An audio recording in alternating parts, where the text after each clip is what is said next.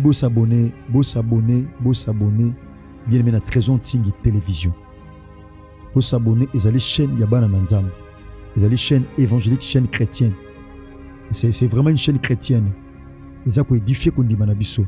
Beau s'abonner na Bondeli Bino Bande Konangai. Beau s'abonner na Trésor Tingi télévision. Ils ont chaîne partenaire, Mokaba chaîne partenaire, auto travail na Bango Awa na Kati Radio Parole Vie. Au commencement était la parole, et la parole est Christ. Radio Parole Vie, la radio qui donne la vie à travers la parole. Mbote shalom bien-aimé dans le Seigneur. Mbote cher papa et maman, chers frères et sœurs, bande kubalandi Radio Parole Vie, et bokati pongina bututo pe na tonga lelo, ipona ko somba tope kote kame pona yoka nzambe na nzela nanga, un simple instrument. Tika bolingo ngolupe bolamu ya Christ et bana kubila bino. Merci ezanga wabino. Leki Mwana Ndeko Tope pasteur bien-aimé Herbi héritier Bisiamo Mwana Tata Nanga le révérend évangéliste Jean-Paul Mayata pasteur de la foi. Merci bandeko nanga basi pe mibali bezami na 4 coins du monde na Asie na Océanie na Amérique na Europe tope na Afrique et pa wap tozwami tika bolingo ngolupe bolamu ya Christ et bana kobila bino. Merci bandeko to bondeli nzambe Seigneur to pesio merci Yesu Masia Nazareth libo elata nzoto. To simsimunga o entre tes centimètres lito kabula liloba tata. Akomi lobi na passe na bango babelela kiyo otinda kili loba peli loba ekangola ki. Akomi bakisi lisusu tata ki mutoko bika kaka te pona lipa kolo. Mene loba o ezobuta epai na kolo. Tsika loba ya o ezobima na monoko nanga na bututu pe na tonga lelo tata e bikisa e mema kimia pe esikola au nom de Jésus-Christ de Nazareth ndekolo to sambeli pe to lobi. Amen. Bien-aimé dans le Seigneur, le Dieu des oubliés. Qui est le Dieu des oubliés? Isaïe Soumassia Nazareth ou Amatana croix. Yenda Zalin Zambi yaba oublié. Azalin Zambo aza capable de faire mutu na compétition, mutu mokile bimisaki. Azan Zambo aza capable de faire mutu na nzela, mutu mokile bimisaki na nzela. Aza capable mon frère ma soeur, ya kozongisa na makanisi ya batu, mutu batu si babosana. Il est comme ça bien-aimé dans le Seigneur. Asala kama kamna ndenge na. Voilà pourquoi Job azoloba na chapitre 42 na verset 2 Abi je reconnais que tu peux tout et rien ne peut s'opposer à tes pensées. Tobaki oublier zali rejeter. Ezali rejeter koboa kisa. Ezaba tobeli na vie mon frère ma soeur boboa kisa yo. Ezaba tobeli bien aimé dans le Seigneur batika yo. Pourquoi baboa kisa yo? Ba mono moins important. Ba mono moins utile. Bango bazoyo baboa kisa yo. C'est comme si bien aimé dans le Seigneur. Ozana tina te o bango bazana ngo posa. Ozana lokote, ozana ba critère te o bango bazana ngo posa. Voilà pourquoi ba ignora yo, ba rejeta yo, ba abandona yo, ba tika yo, ba delesa yo. Mais makome yibisinga mon frère ma soeur, que maman ozo melisa mwana akoki bien aimé kobosa na mwana. Na mitali mon frère ma soeur, na teli bolingo o mama za na ngwe pai na mwana. Na tali maman ozo melisa bien aimé so mwana leli aluka pesa ye amela. So mwana leli aluka tele couche. Attention à maman bien-aimé, ezaka beaucoup plus bien-aimé concentré sur l'enfant, sur son bébé. Mais Nathalie nyoswana mais makome lobi maman akoki ko bossa na mwana bien-aimé. Mais nzamba bossa na kamo ponanité bien-aimé. Tom so kanta na vino ke nzamba bossa na. Non, nzamba bossa na te mon frère. Ba poni ba kamba bezo komelanga poni ni sonia boy poni mi kakatana boy poni ba problème boy na pena nzamba yebi ngate bien-aimé nzamba yebio bien-aimé na kati makanisa ba tout soko zate mais tu es dans la pensée de Dieu na kati ali kanisa nzamboza tu es dans les canevas de Dieu tu es bien-aimé tu es dans les plans de Dieu ozana kati ya plan nzambe ozana kati ya caneva ya nzambe batom ki bako rejeter yo bako boa ki sa yo bien-aimé dans le Seigneur mais nzambe yaya aboa ki saba oya yete bien-aimé, le but autant qui livre à Juge, chapitre 11, le verset 5, tina 10. Batebi sonan, bien-aimé, na Juge chapitre 11, verset 5, tina 10, topena 11. Batebi sur le solo, ya Jephté. Bien-aimé dans le Seigneur, Jephté, oh azalaki vaillant héros, azaki elombe, azaki mobundi. Pas Zaki Molongi. Jephté azaki nani azalaki mwana ya mwasi ya ndumba.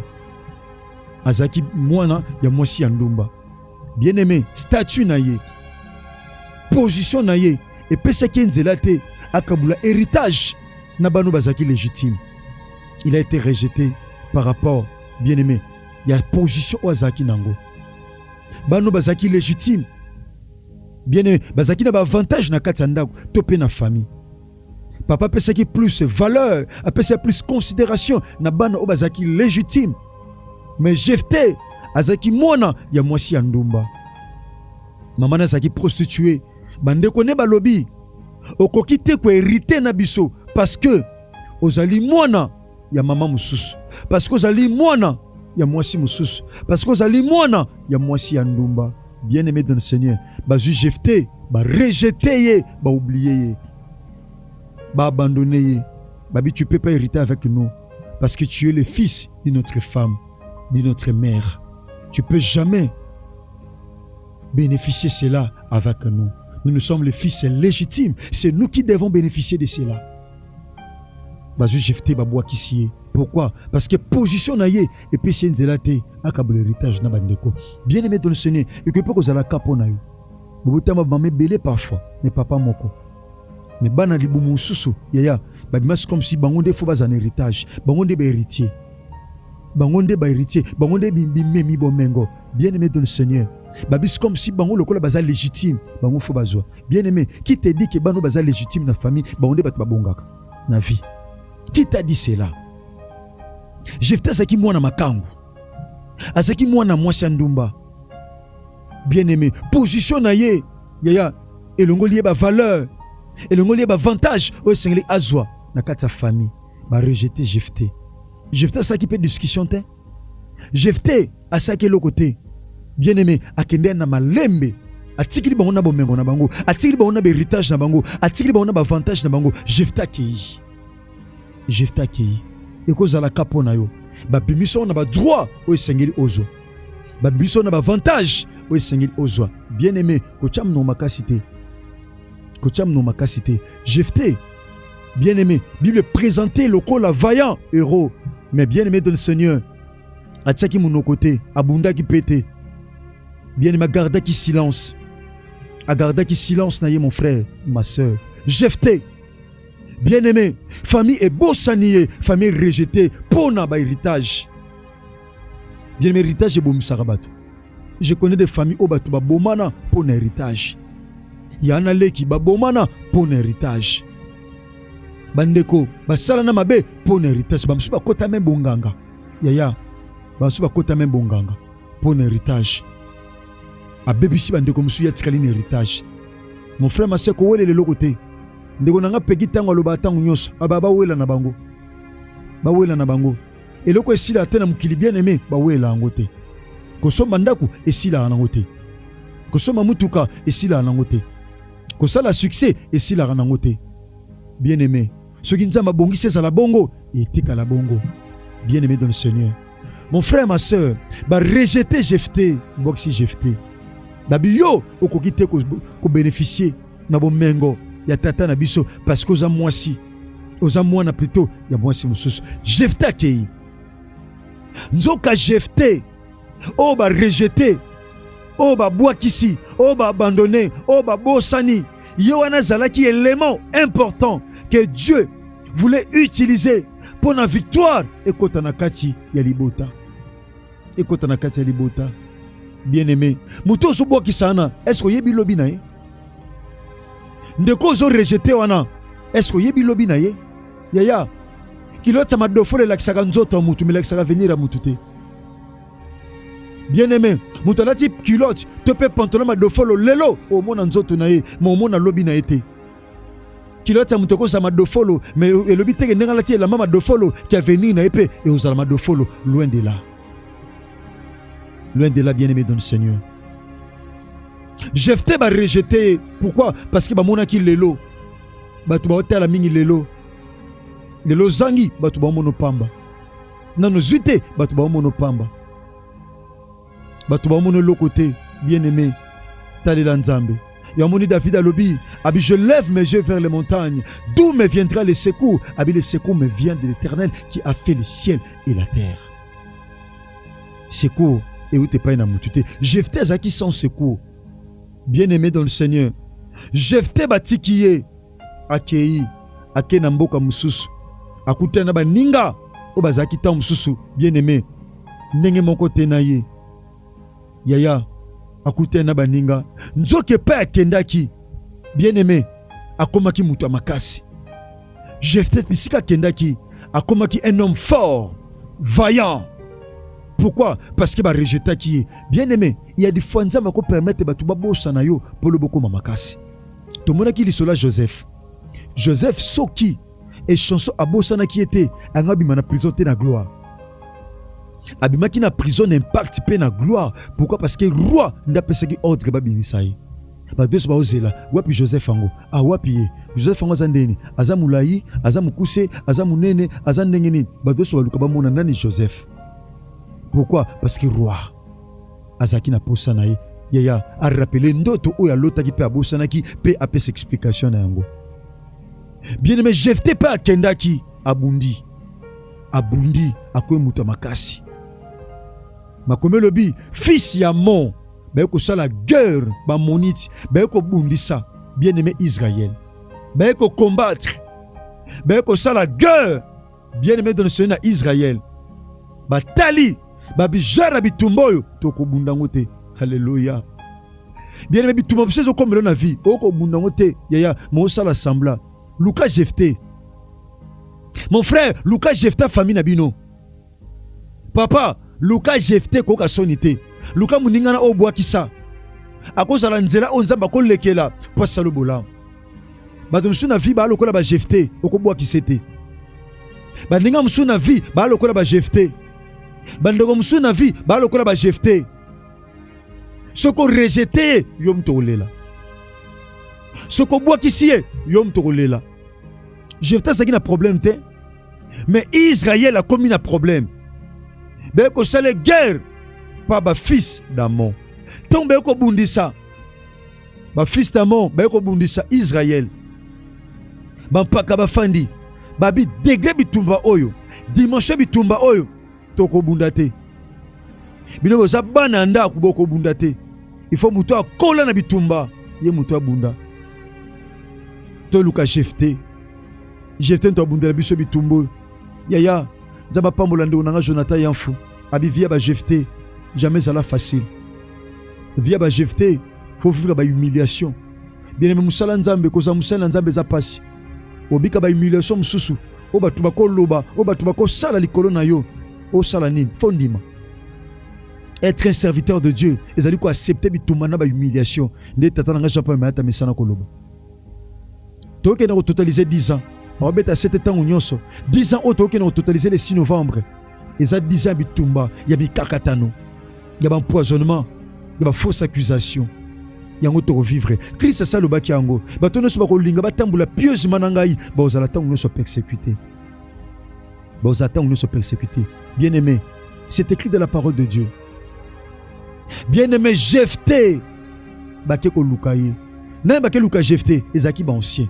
Babi biso lokola to rejeté to ke ko lukete to na soni yo ke ko lukaye bino bampaka boke ko luka Jephthé bampaka baye ba ko luka Jephthé ti sika zalaki ba kuta na Jephthé babi Jephthé to na bitobosa na kiyo limbisa biso to rejeté kiyo to oublier kiyo mais tombi tumbeye to kombe ke jara bitumba wana yo mtoko bundela biso yango toye nazo biso mon frère ma sœur ba to ba rejeté yo yaya nzamba ko créer circonstance pour baluka yo soza mutu ba luka nzamba salobola na yebisa batu nyo sote bien aimé dans le Seigneur. Je prêche en qualité d'un prédicateur de la bonne nouvelle.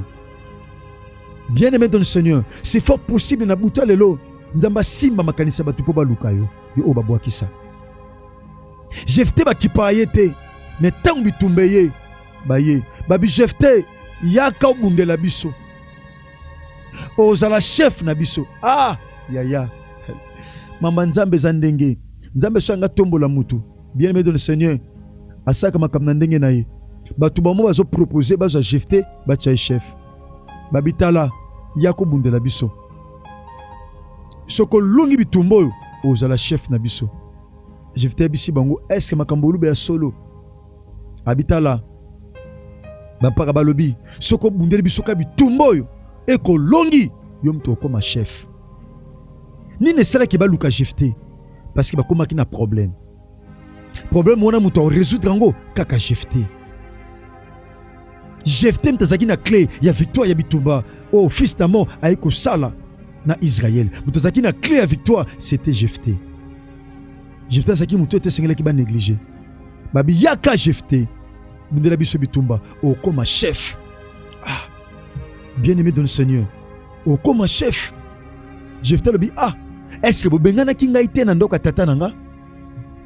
Est-ce que boyokela ki ngai jalousie te na ndoka tata nanga? Bino batu bobengana ki ngai na ndoka tata. Siko boye ko lukanga. Siko bomoni importance nanga. Na verset 9 Jephté lobi boy. Jephté répondit aux anciens de Galade. Oh, si vous me ramenez pour combattre les fils d'Amon et que l'Éternel livre devant moi, je serai votre chef. Soki ndebe ko zwanga boy. Bino ba ancien Galade. Bon meminga kuna bunda bitumba. Soki nzamba livre bango. C'est que j'ai aimé. Abini, habite soki na bunda bi soki nzambe a livré nga bango. Na ozala chef na bino. Donc ngolo ba nzambe azaki prêt ya ko livrer ba fils d'Amon et pas na Jephté. Abi soki nzambe a livré bango pas nanga. Donc c'est possible. Muto batu ba bosana, muto batu ba rejeta. Mais nzambe azo livré benemi na ye na maboko na ye. Oh bien-aimé. Voilà pourquoi la Bible dit quand Dieu approuve le voie d'un homme, il dispose favorablement à son égard même ses ennemis. Ceux qui nzamba nemi banzela batu ya mutu. Nzamba ko disposer na égard na ye ata banguna na ye.